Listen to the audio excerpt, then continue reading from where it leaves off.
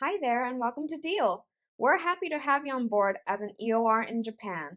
We know that you may have questions as you're on board with us, so in this short video, we will go through some country-specific information such as the tax dependence form, pension insurance notification, employment insurance certificate, employee transfer form or payment slip from the city office, year-end tax adjustment, occupational medical certificate, and health insurance card. It's important to know what documents you need, so we'll start with a tax dependence form, which is essential to complete even if you don't have any dependents.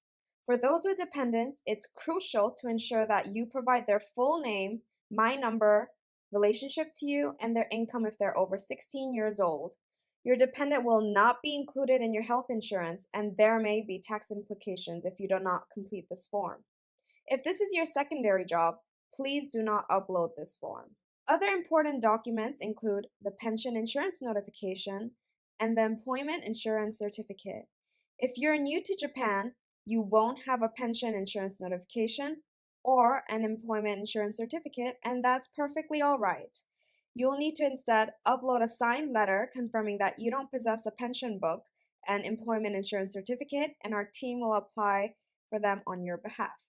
What is inhabitant tax, you may ask?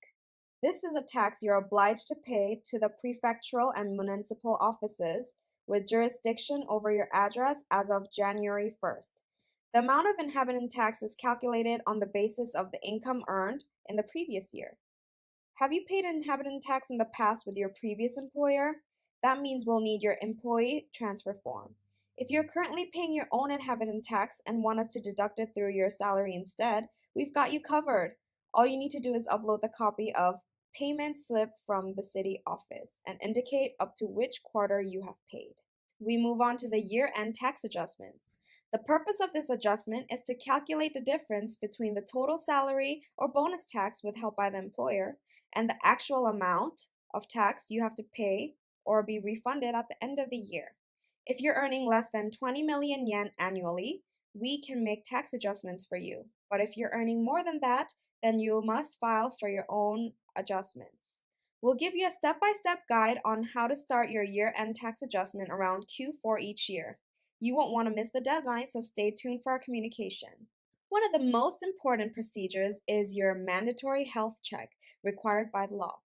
Approximately 3 to 4 weeks after your start date, you'll receive an email from Value HR with details on how to create an account and schedule your mandatory health check. This check is required by law for all employees and must be completed as soon as possible.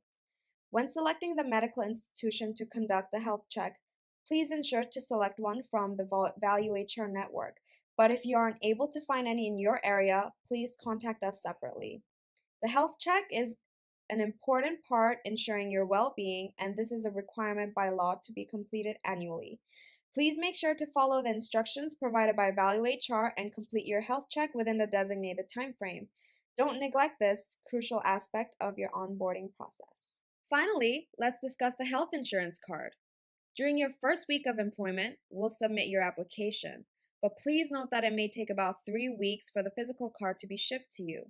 Again, inputting complete dependence information in the tax dependence form is essential to apply for dependent cards. However, rest assured that you'll be insured from the first day of employment. Remember to keep all the receipts for any medical expenses incurred after your first day. Once you receive your health insurance card, you can submit your receipts for reimbursement. Glad you made it to the end of the video. Thank you for your attention, and we hope that you now have a clearer picture of how to smoothly navigate through your onboarding. So you want to hire an employee in another country? Well, you've come to the right place.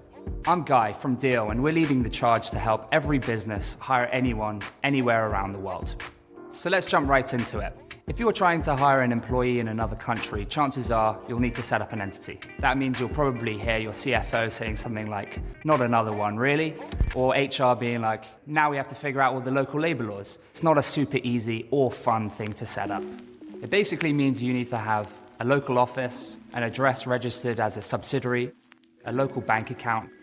Having to do all this, plus navigating regional benefits, payroll, taxes, compliance, HR laws, can take a long time, costs a lot of money to do. Your business can also get into some trouble if you don't properly comply with the local labor laws. Think things like termination, parental leave, minimum wage. Have you ever tried terminating someone in France or Brazil? Trust me, it's a headache, and that's when an EOR comes in handy. So what exactly is an EOR? An EOR allows companies to quickly hire an employee anywhere in the world without having to set up a local entity. Essentially, the EOR acts as a local foothold in a country where the business operates in.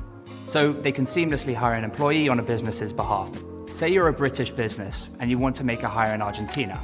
Well, with an EOR you can. So once you onboard with an EOR, they'll take care of everything. Hiring, onboarding, HR admin. So you're fully compliant to hire everywhere. So, how does this all work? While an employee will be on the payroll of the EOR, they'll still technically work for the company using the EOR, just like any employee. When the EOR onboards the employee, they'll sign a localized contract with explicit details of their role and their responsibilities at the company where they're working.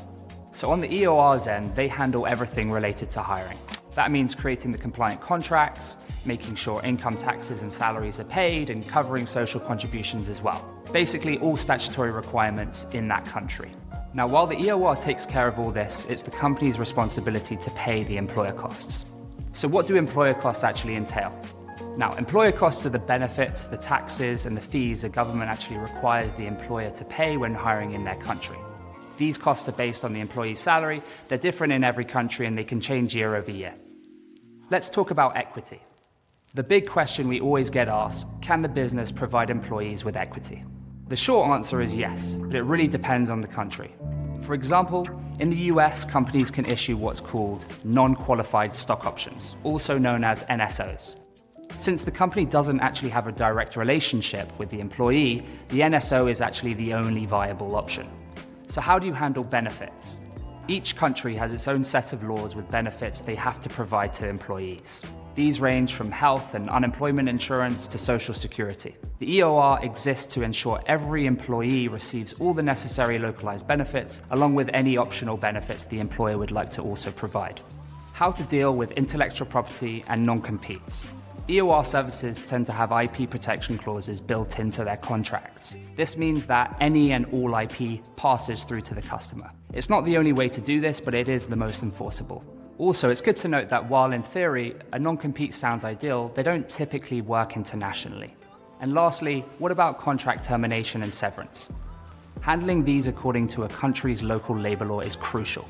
These laws often vary depending on the employee's location, though typically you always need to pay attention to the proper termination notice, the severance payouts, and managing any accrued benefits like unused holidays. The EOR manages the entire process to ensure everything goes super smoothly. Luckily, with Deal, you can use us as your EOR to hire seamlessly in over 100 countries worldwide. It's payroll, compliance, and full-time employment all in one dashboard. Yeah? Again?